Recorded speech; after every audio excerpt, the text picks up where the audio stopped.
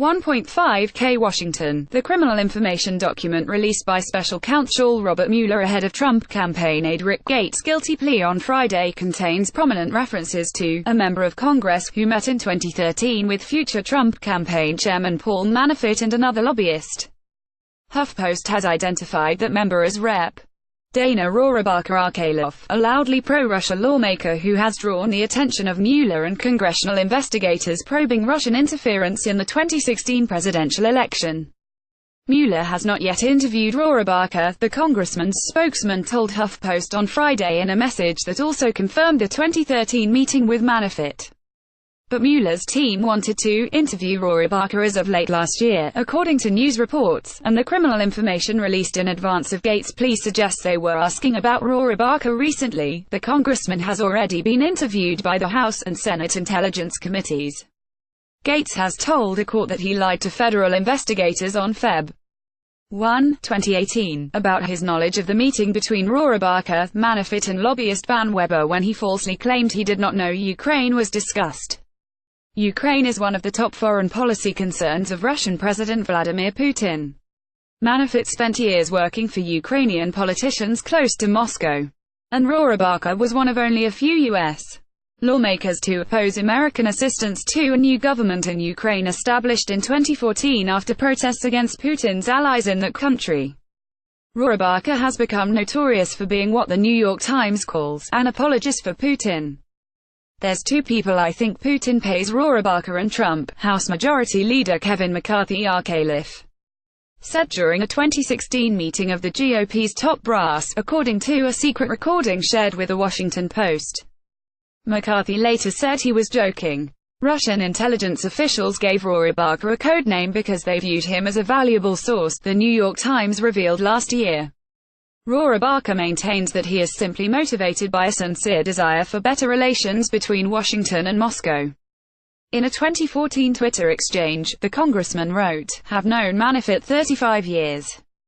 As in all matters, I make up mind based on truth, right, not donations or even friendship." Officials speaking with the New York Times last year said they did not believe Rohrabacher was actively working with the Russians.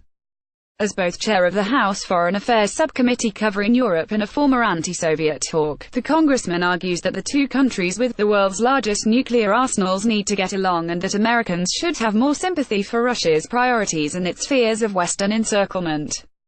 Robert Lachman via Getty Images in 1988, Rep.elect Dana Rohrabacher traveled to Afghanistan and embedded with U.S.-backed rebels fighting the Soviets. His team said that Friday's news does not show any wrongdoing.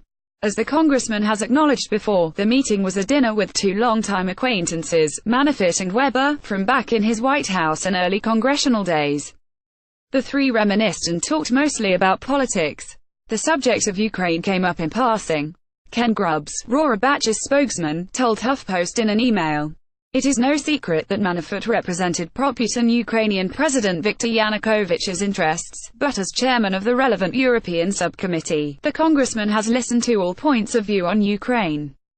We may only speculate that Manafort needed to report back to his client that Ukraine was discussed. Still, Rohrabacher has emerged as an important figure in the investigations into potential collusion between the Trump campaign and Russian efforts to help President Donald Trump and hurt his rival Hillary Clinton."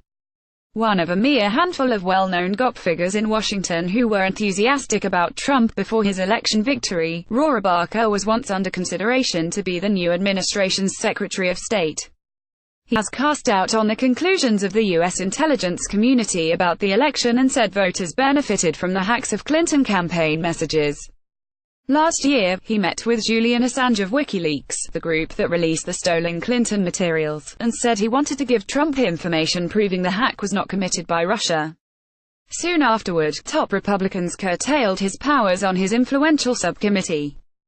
And in 2016, Rohrabacher had meetings with Trump advisor Michael Flynn, who is now cooperating with Mueller, and with Russian lawyer Natalia Veselnitskaya, who is known for a Trump Tower meeting she had with Donald Trump Jr., Manafort and others, hoping that Russia would share information damaging to Clinton.